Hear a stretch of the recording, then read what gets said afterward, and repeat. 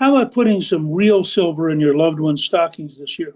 That's right, because now through December 21st, for every $5,000 you spend with Birch Gold Group on physical gold or silver, or investing in your precious metals IRA, Birch Gold will send you bonus silver. It's the countdown to Inauguration Day, a great time to solidify your savings through diversification. Here's what you need to do. Text Newt to 474747. And when you speak to your Birch Gold representative, let them know you want the free silver with your purchase. Even if you are investing in a precious metals IRA, you'll still get the physical silver delivered to your door. Text Newt to 474747. Get a free info kit on diversifying into gold from Birch Gold. They have an A-plus rating with the Better Business Bureau and countless 5-star reviews. Text Newt to 474747 and open a precious metals IRA and get your free silver before December 21st. In a world of an ever-changing economic landscape, how on earth can I get some financial stability in my life? I'm David Grosso, host of the podcast Follow the Profit. Every week, you'll hear from successful entrepreneurs to learn from their achievements, and most importantly, to avoid their mistakes. On the podcast, you'll hear stories that will deconstruct what's going on in the economy and how it's affecting your finances so that you can follow the profit. Listen to Follow the Profit every Saturday on the iHeartRadio app, Apple Podcasts, or wherever you get your podcasts. Hi, this is Newt. Due to the virus, I'm recording from home, so you may notice a difference in audio quality. On this episode of Newt's World, I'm continuing my fascinating conversation with Lieutenant General Michael Flynn. In part one, we talked about his 33 years of service in the U.S. Army.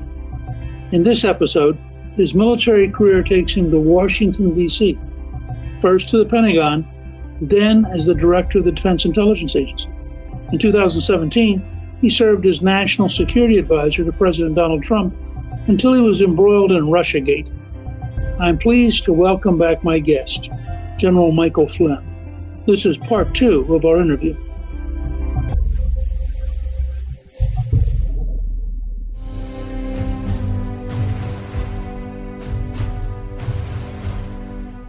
Mike, you've had a long career in the professional military, and then you come to Washington, D.C. to work at the Pentagon under the Obama administration.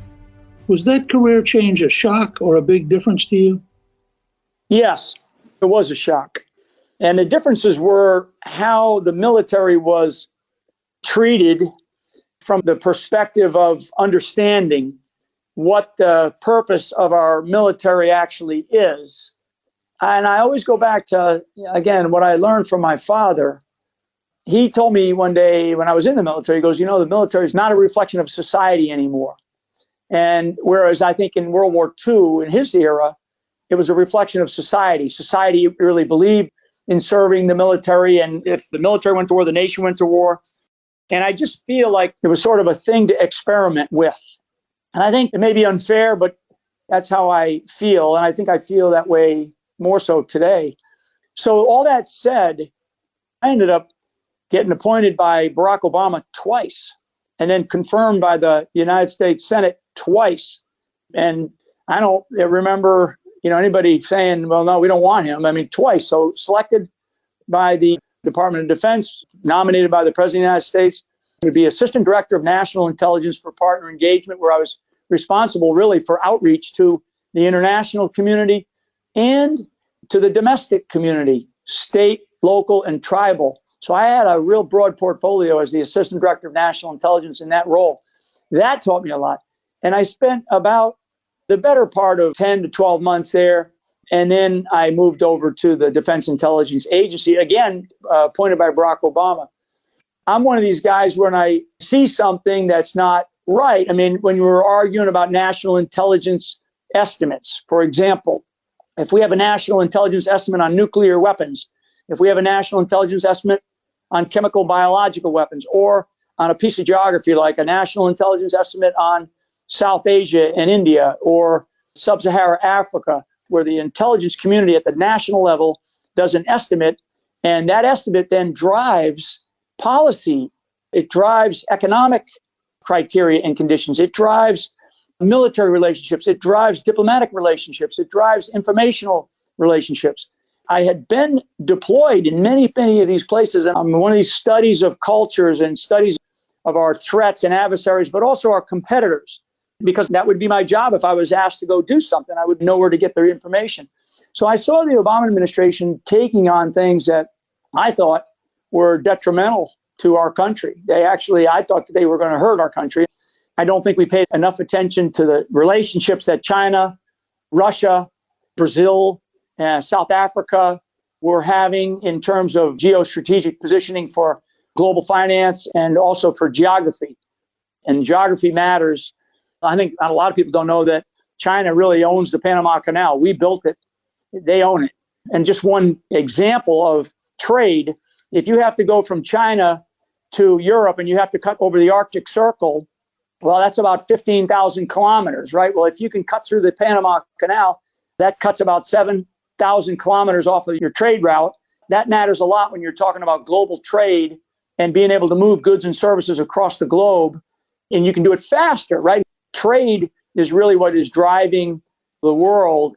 Another area that really I became very interested in, and part of it was because of my time in Afghanistan, was the global drug market and the cartels that are wealthier than nation states and the kinds of things that they were doing in South America, in Afghanistan, Pakistan, and the stands north of Afghanistan, Uzbekistan as an example. So there's huge drug-producing countries. And then you have Southeast Asia, a drug-producing region. And you have, obviously, the Iron Triangle, I call it, of South America, Colombia, Peru, Ecuador. And then you have Mexico that's been involved in it for decades. But the Mexicans figured they could grow China white heroin in Mexico. Why the hell should we buy it from the Chinese? There's a drug market that operates within the global trade market, and that is a massive, massive threat to our country in ways that people don't understand. And I could tie it to everything from our healthcare system to our education system. So all the things that I'm talking about, I began to really see that we were moving in the wrong direction. And I stated that in different ways, but professionally, understanding my chain of command and leveraging my chain of command. And the whole deal with Iran was a big deal. I thought it was a huge mistake. I mean, huge mistake. And I think what Donald Trump has done in the Middle East is extraordinary. In 3 years, he's figured out how to solve a 3 or 4 decade problem, probably longer than that. And Iran was an adversary, and they are still an adversary. And I really felt, wow, this is really not a good thing, not a good step. And so again, in my military cap at the time, I let that be known as well. So I really saw trends that we were heading toward that I'm not going to sit in a room and not say something, right? The person that sits in the room and doesn't say anything, why invite him into the room? Did you start to get real pushback from the Obama White House? Yeah, it was really questioning, why was I arguing about some national intelligence estimate, to bring it back to that part of the conversation. And also in a public hearing, the global threat briefing that Intel community gives, which is a public threat briefing to the American public. Everybody else at the table said Al-Qaeda's on the run. And I was like, well, they're not really on the run. They're still growing, and they're growing exponentially. That was sort of the straw, I think, where there was then, I'm certain, some backroom meeting. And they said, this guy, he's not one of our guys. And that's why I was always surprised, because the guy that you're talking to, Newt, hasn't changed since I was a captain of my football team in high school. I mean, I'm the same guy. I always sort of talk straight. And so how I got to where I got twice by Barack Obama, I think solely because I had done the things that I had done. And I really did know what was, happening. I had a great fingertip feel for operational environments and how we could connect them to our strategic conditions that we needed to set for our country. And I felt that way. I had great relationships with senators and members of the House at the time. It's really where I met people like Devin Nunes, who's been a real warrior for our country. We established a great relationship, and I still have that relationship today. I actually had a great relationship with Senator McCain. I'm probably one of the only general officers that called him grumpy one day, because he was grumpy when I was invited over to his office to talk to him. And he had a great advisor that worked with him, who was a former military guy who I knew. And we had a great conversation with Senator McCain. May he rest in peace. And people say what they say, but I think he was a person who served this country in an extraordinary way. But I had a good relationship with him, and I could talk to him straight, and I felt like he would talk to me straight. And so those relationships mattered to me. They knew that there was tension, not for me, but there was tension between what we felt we needed to do to move our America first sort of priorities, and I'll use that phrase, versus where the direction that the Obama administration was taking us. I think that led me to where, frankly, where I'm at today.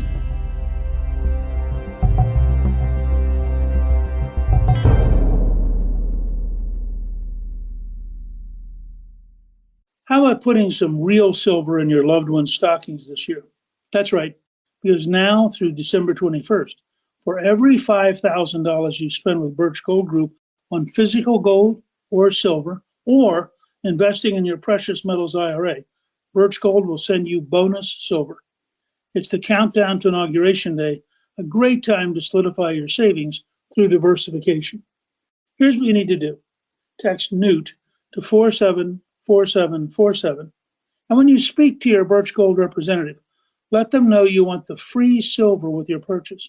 Even if you are investing in a precious metals IRA, you'll still get the physical silver delivered to your door. Text Newt to 474747. Get a free info kit on diversifying into gold from Birch Gold. They have an A+ rating with the Better Business Bureau and countless 5-star reviews. Text Newt to 474747 and open a precious metals IRA and get your free silver before December 21st. You're going to come into a new season of joy and fulfillment like you've never seen. Hi, I'm Joel Osteen. I have a daily podcast where I talk about overcoming obstacles, accomplishing dreams, and becoming all you were created to be. You were made for more. You have new levels in you. There are seeds of greatness waiting to spring forth. You can't think negative thoughts and live a positive life. And on my daily podcast, I'll help you get your mind going in the right direction. You may have had some disappointments in the past, but this is a new day. Chains that have held you back are being broken. Doors are going to open that you never dreamed would open. Now do your part. Keep feeding your hopes, feeding your dreams. Don't use your energy to feed your history. Use your energy to feed your destiny. It's inspiring, uplifting, and encouraging. I think you'll like it. Listen to the Joel Osteen Podcast on the iHeartRadio app, on Apple Podcasts, or wherever you get your podcasts.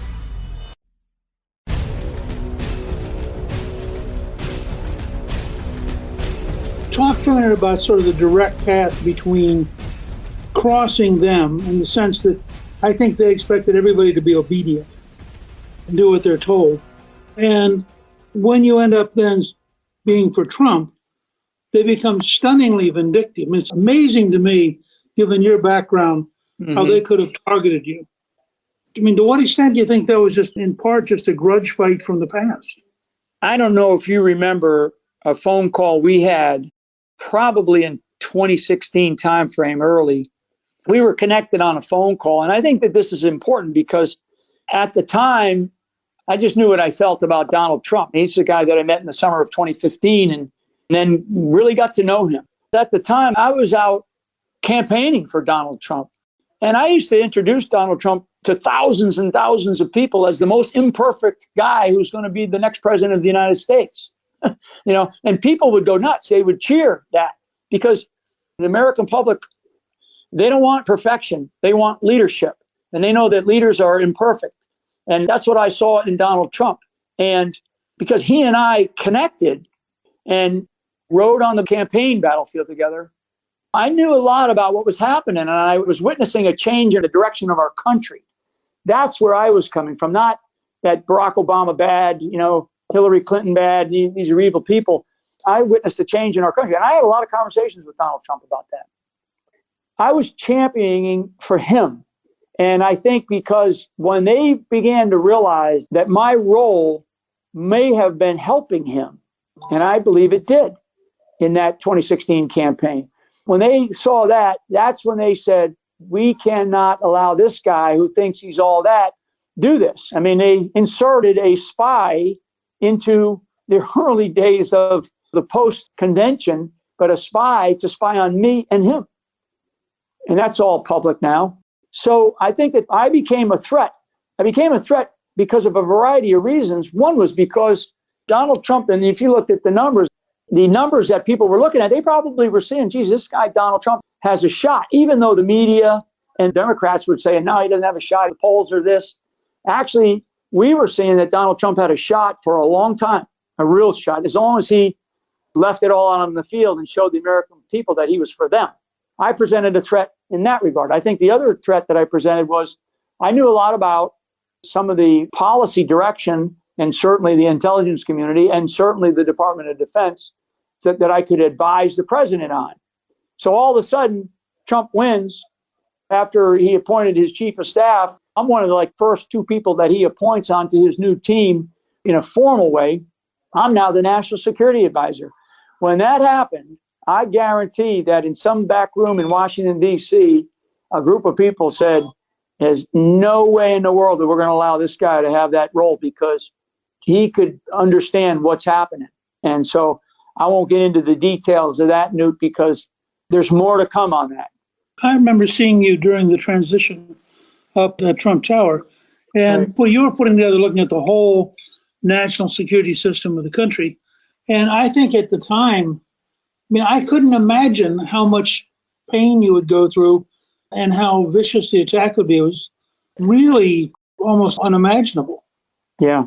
The environment was hostile. It was not collegial for transition for the United States of America. And I studied our National Security Council all the way back to National Security Act of 49. So I studied the different presidencies and the national security system or structure that they had around them. And of course, you have cabinet secretaries and other key departments and stuff like that. But the immediate team of people that you have to answer a problem. And I looked at our National Security Council at that time, and it was like 400 people. Essentially, it was a government within a government. Very dangerous for the United States of America, in my judgment.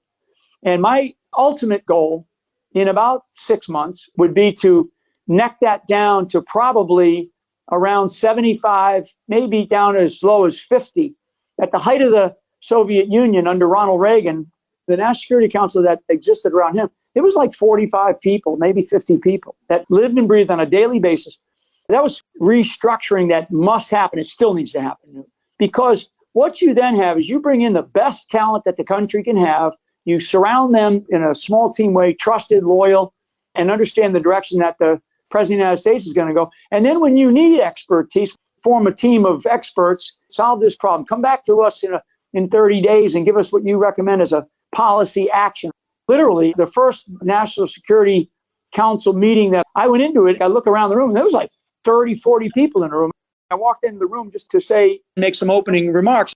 Where's the Department of Defense? And there was somebody that was there from the Department of Defense. There was somebody there from the Department of State. But most of the people worked for the National Security Council. Why do we have all these people over here? You need to be where you can be most effective. And when we need you, we will bring you in. I want the best that the country can provide for the President of the United States in a small shot group of a team, 45 to 50 people. I mean, remember, at the height of the Cold War, that was about the size of the National Security Council. We had 500,000 troops at that time in Europe alone. Why were we able to do that and achieve what we could achieve for a president like Ronald Reagan? But I'm stepping into a mired swamp of 400 people, and I'm wondering, where are their loyalties? Who do they actually work for? Why are you assigned here? And I didn't want to ask those questions. I just wanted to say, thank you for your service.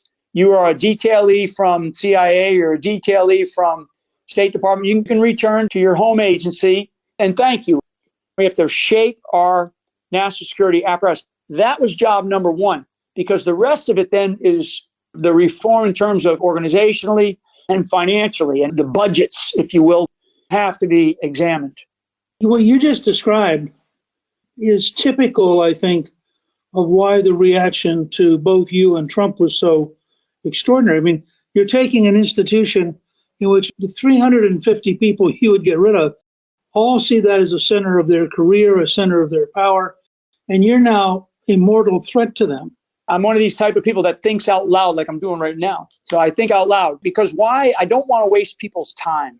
I don't want to make people wonder, what am I thinking? in terms of the kinds of things and reforms and ways that we must move. We must do this, Newt. We have to move our country in a direction that it's not necessarily going to solve the problem, but it's going to manage the problem in a much better way for an individual who's the president of the United States, who has extraordinary decisions to make on a daily basis.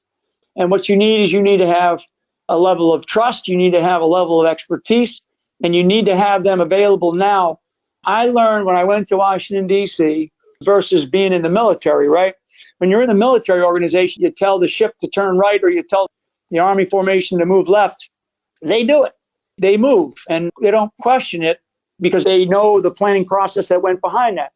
When you start to deal with the bureaucracy, they question it. And instead of moving in the direction that you want them to move, like a presidential policy or a presidential directive, they come back to you with white papers and studies from think tanks to tell you why you shouldn't do it.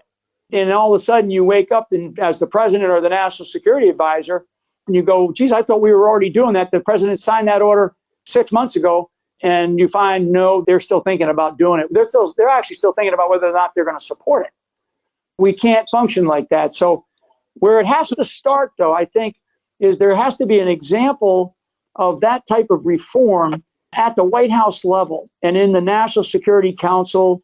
I actually think that President Trump, what he did with the National Economic Council, which is akin to the National Security Council in the White House, how he formed that himself is why he's achieved incredible successes that he achieved for our economy.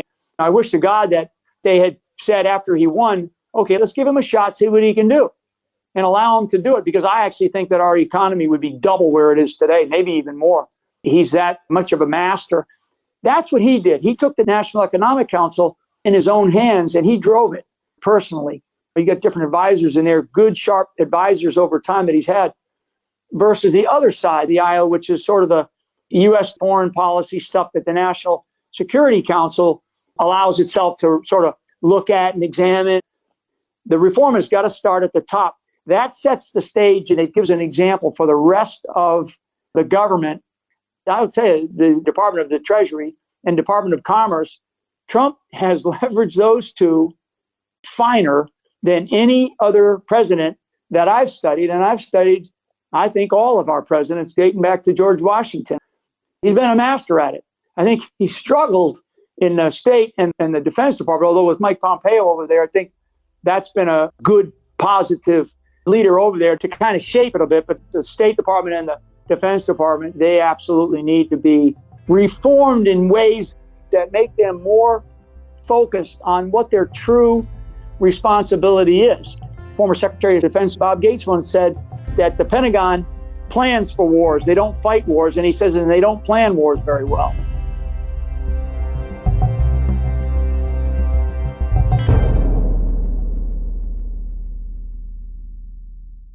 I'm David Grosso, host of the podcast Follow the Prophet.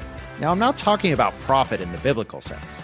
I'm talking about entrepreneurs who follow the prophet and how they're making it work in business and sharing those exact lessons with you. The world, of course, is constantly changing, and many of you are seeking some sort of financial stability.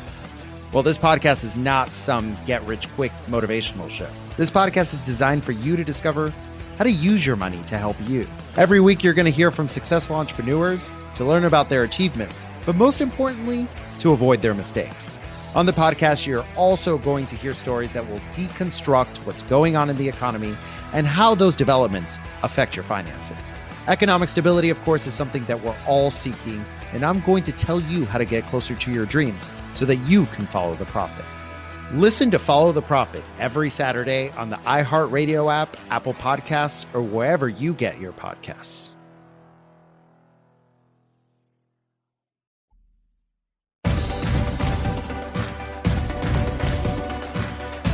Given how bold you were and how bold Trump was, the scale to which I think people were on the left and in the professional bureaucracy were in a state of shock, to what extent do you think they went after you personally because you were a direct threat?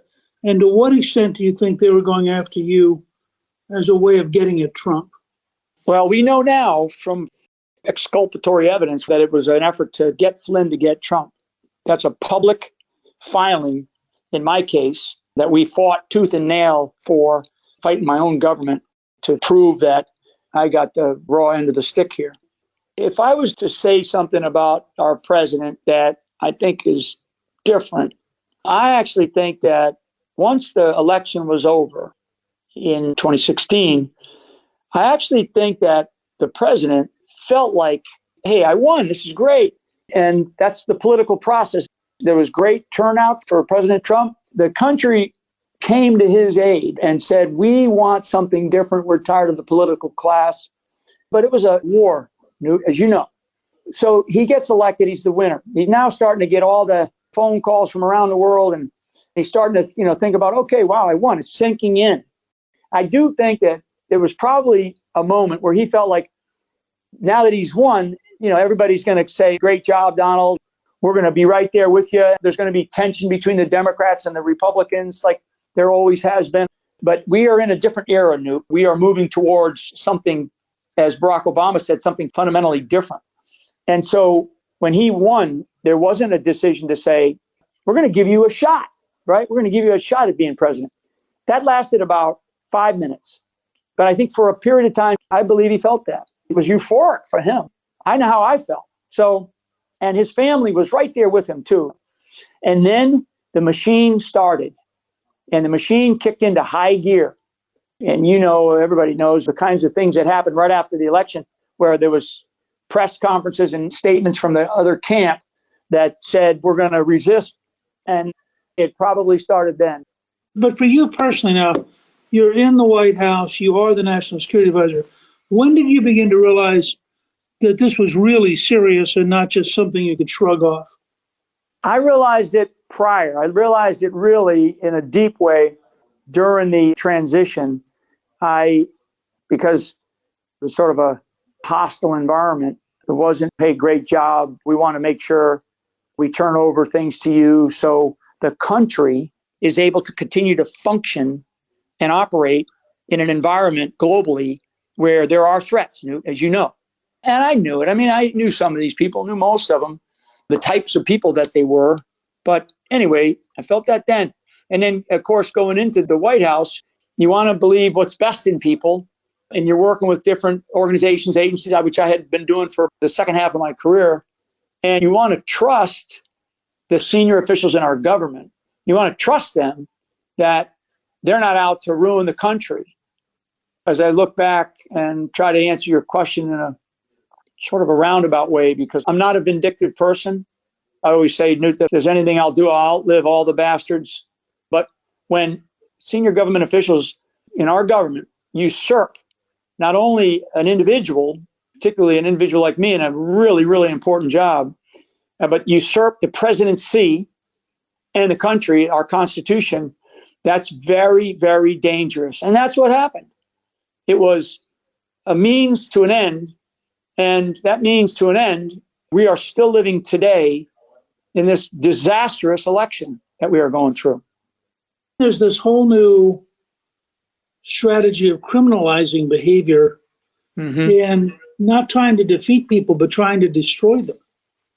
Right. And it seems to me that you got caught up at a transition moment where there were no rules except to get you.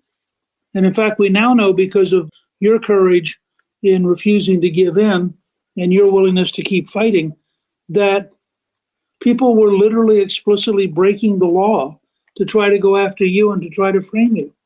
Right. Wouldn't that have struck you as inconceivable back when you were in uniform? Absolutely. I mean, 110%. And that's what happened. Through my fight, what we were able to expose is really the nonsense of the entire Mueller investigation. One specific example is the interview of one of the senior FBI agents, who's a very seasoned guy. He was in the midst of it during 2016. He was in the middle of it in the transition. He was part of the Mueller team, and he came forward. His statement, his 5 or 6 page statement, which is extraordinary, it essentially says in a very specific way what you just described, to criminally go after opponents in politics and criminalize anything you can do and destroy them instead of fighting them in an American political way. And that's what the left does, Newt. That's what the left does. I will tell you this, because over the last 4 years that I've been dealing with this, people would come to me and they would say, hey, Mike, geez, we're so sorry. What happened to you? And I look at them and I say, don't feel sorry for me, because I don't feel sorry for myself. I feel sorry for the country, because the country was disadvantaged by not having me allowed to be President Donald J. Trump's national security advisor. I was not allowed to do that.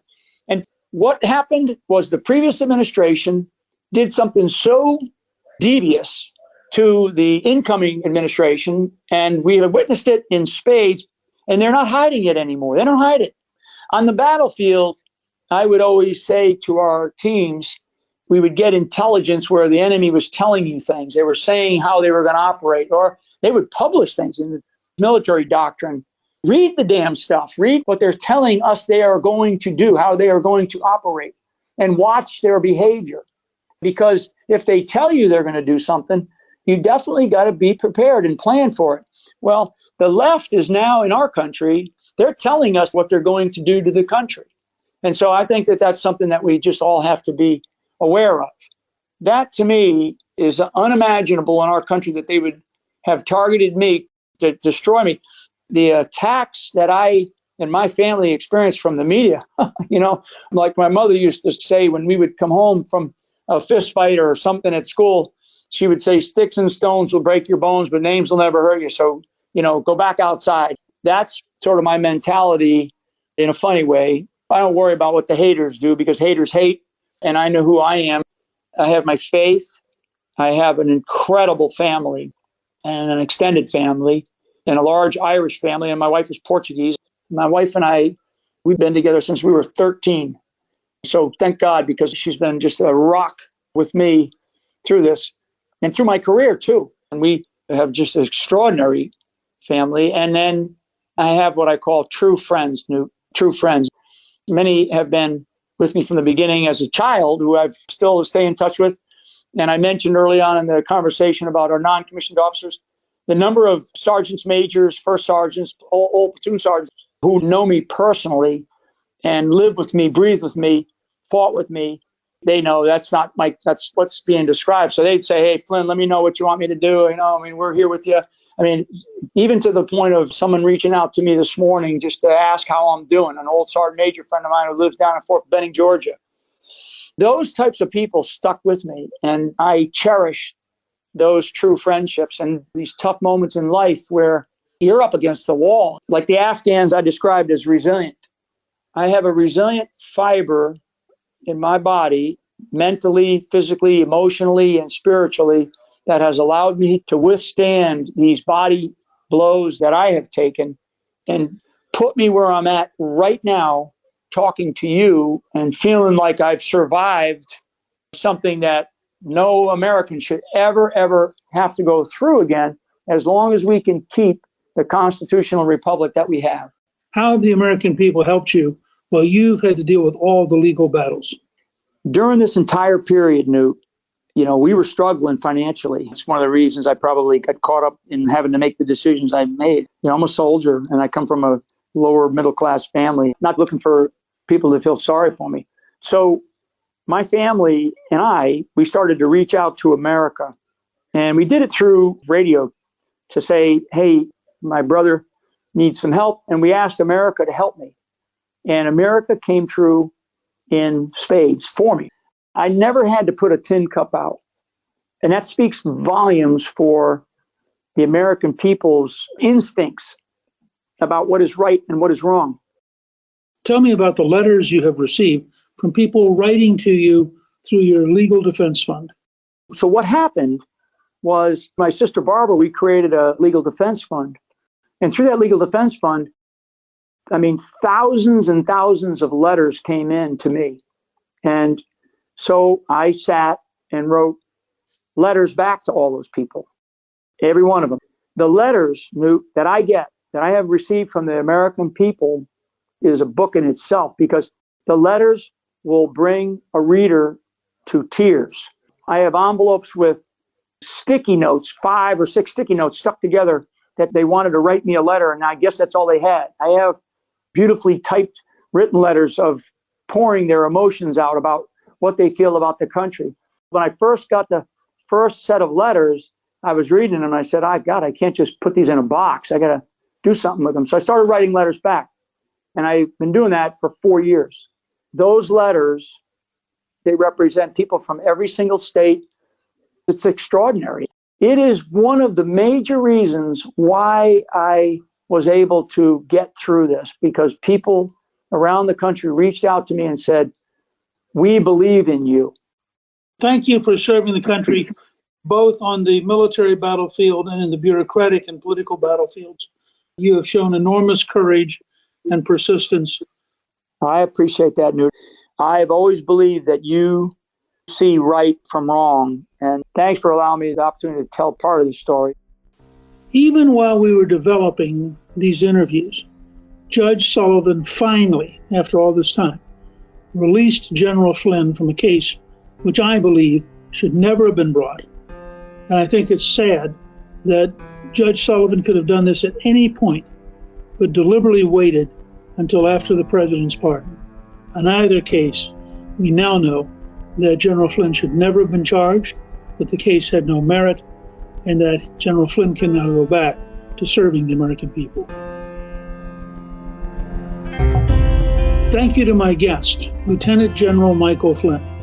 You can read more about his life on our show page at newtsworld.com. Newt's World is produced by Gingrich 360 and iHeartMedia.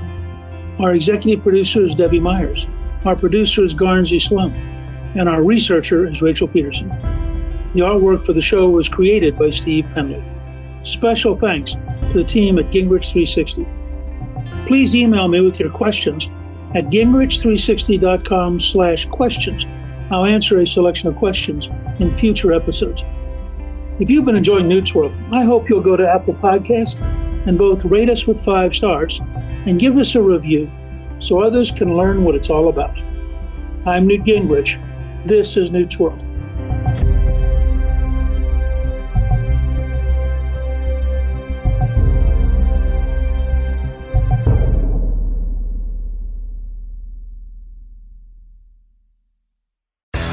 In a world of an ever-changing economic landscape, how on earth can I get some financial stability in my life? I'm David Grosso, host of the podcast Follow the Profit. Every week, you'll hear from successful entrepreneurs to learn from their achievements, and most importantly, to avoid their mistakes. On the podcast, you'll hear stories that will deconstruct what's going on in the economy and how it's affecting your finances so that you can follow the profit. Listen to Follow the Profit every Saturday on the iHeartRadio app, Apple Podcasts, or wherever you get your podcasts. You're going to come into a new season of joy and fulfillment like you've never seen. Hi, I'm Joel Osteen. I have a daily podcast where I talk about overcoming obstacles, accomplishing dreams, and becoming all you were created to be. You may have had some disappointments in the past, but this is a new day. Keep feeding your hopes, feeding your dreams. Use your energy to feed your destiny. Listen to the Joel Osteen Daily Podcast on the iHeartRadio app or wherever you get your podcasts.